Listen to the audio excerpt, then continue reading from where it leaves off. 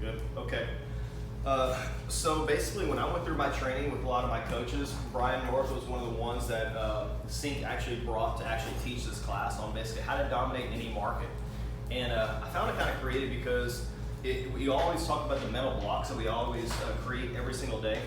And he told a story about how nothing is real, how you really, everything that's in your mind is what you create as your reality, and everything you basically have to retrain yourself to think nothing is real, like nothing at all is real. And he gave a great analogy. He said, growing up, basically I had my mom, had my dad, amazing family life, growing up the most loving family, most loving parents. He said, when I turned 18, I found out my dad was not my real dad. Everything that I had known in my entire life up to that point, I thought that was my real dad growing up. Until then, that was my reality. That was my life. That was my complete reality. My entire reality was shook at 18 when mom and basically admitted, said, look, this is not your real dad. This is not your biological father. And your biological father would like to meet you. So he was like, pretty much that just kind of was the proving fact where it's all stimulated in the mind as far as what we create is reality. And so he basically said that, fear is what is going to happen, what is created in the mind. So basically go and just get your weirdest F up in the very beginning of the day. Just get it out of the way. We're all going to mess up on phone calls no matter how well you do. You're always going to mess up with a client. You're always going to screw up at least once a day. So just go and screw up in the beginning and just get it out of the way. Get your best F up moment in the very beginning of the day, get it past you, and just move on. And have that same perception that nothing is real. I'll create my own reality. I'll kind of create everything else. So he created these steps to basically how to dominate any market.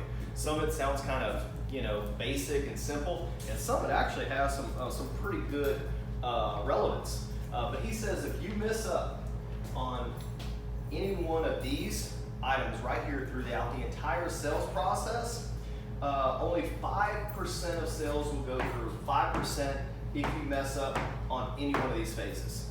So if you get this right, you have a 95% chance of getting the deal done. If you screw up along the way on any one of these processes, basically you have a 5% chance of actually getting the deal closed.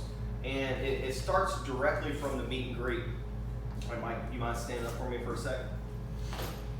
And so like if I'm meeting you for the very first time, I come in with a wide open handshake, grab in, hey, how's it going? Pleasure to meet you.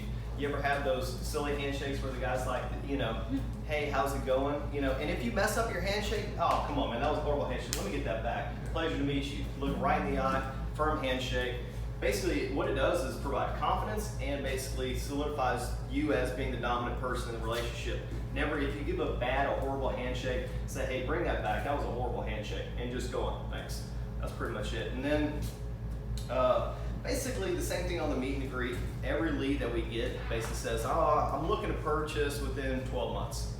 That's basically almost every single person. About a year from now, that's how I want to purchase. You take that time frame and cut it in half, just like we always talked about. And he said pretty much that they're just betting that you're not going to be able to follow up.